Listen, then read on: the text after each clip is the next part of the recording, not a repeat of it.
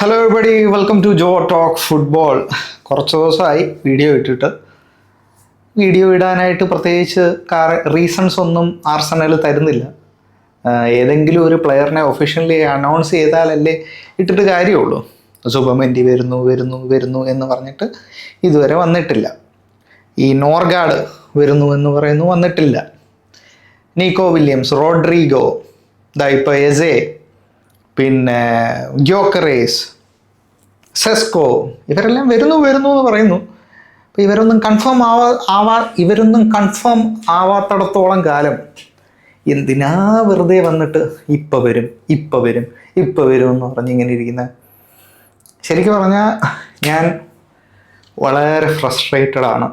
കാരണം നമ്മൾ next season challenge ചെയ്യണം എന്ന് വിചാരിച്ച് നമ്മൾ നെക്സ്റ്റ് സീസണിലേക്ക് കടക്കുമ്പോൾ ഒരു അർജൻസി കാണുന്നില്ല. അതിന് ഒരു നല്ലൊരു സൈനിങ് നമുക്ക് ഇതുവരെ നടന്നിട്ടില്ല. ഇപ്പം ഞാൻ ഈ വീഡിയോ ചെയ്യുന്ന എന്തിനാണെന്ന് നിങ്ങൾക്ക് തമ്പനയിൽ കണ്ടപ്പോഴെല്ലാം മനസ്സിലായി കാണും. നമ്മൾ ആദ്യം ചെയ്ത സൈനിങ് തന്നെ ഒരു ഗോൾ കീപ്പറാണ്, കെപ്പ.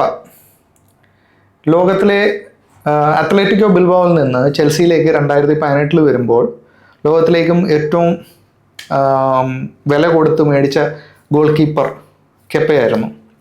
ആ പ്ലെയറിനെയാണ് നമ്മളിപ്പം 5 മില്യണിന് ചെൽസിയിൽ നിന്ന് വാങ്ങിക്കുന്നത്.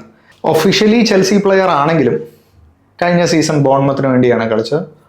9 ക്ലീൻ ഷീറ്റ് ഉണ്ടായിരുന്നു. സോ ആ പ്ലെയറിനെയാണ് നമ്മളിപ്പോൾ ബാക്കപ്പ് ഗോൾ കീപ്പറായിട്ട് മേടിച്ചിരിക്കുന്നത്. വളരെ നല്ല കാര്യം.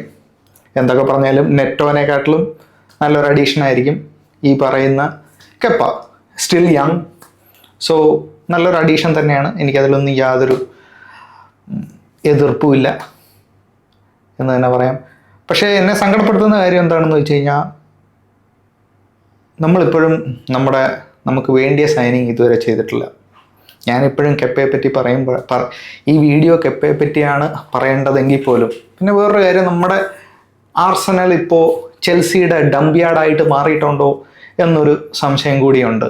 എത്ര പ്ലെയേഴ്സിനെയാണ് നമ്മൾ ചെൽസി റിജക്റ്റുകളെല്ലാം ആർസണലിലേക്ക് വരിക എന്നുള്ളൊരു ഒരു പാറ്റേൺ ഫോളോ ചെയ്യുന്ന പോലെ എനിക്ക് ഫീൽ ചെയ്യുന്നു ഓണസ്റ്റ്ലി.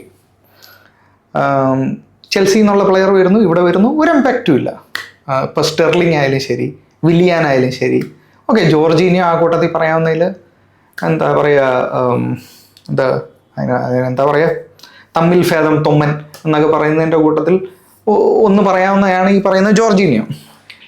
കൈ ഹാവർട്സ് ഒന്നും എന്നെ ഇംപ്രസ് ചെയ്തിട്ടില്ല. പലർക്കും പല അഭിപ്രായമാണ് കൈ ഹാവർട്സിനെ പറ്റി. എനിക്ക് personally as an Arsenal fan I am not satisfied. കൊടുക്കുന്ന ആ ട്രാൻസ്ഫർ വിൻഡോ, ആ ട്രാൻസ്ഫർ എമൗണ്ടിന് പുള്ളി ജസ്റ്റിഫൈ അല്ല, കൊടുക്കുന്ന സാലറി വേജസിന് പുള്ളി ജസ്റ്റിഫൈഡ് അല്ല. So I am not satisfied with all the Chelsea players.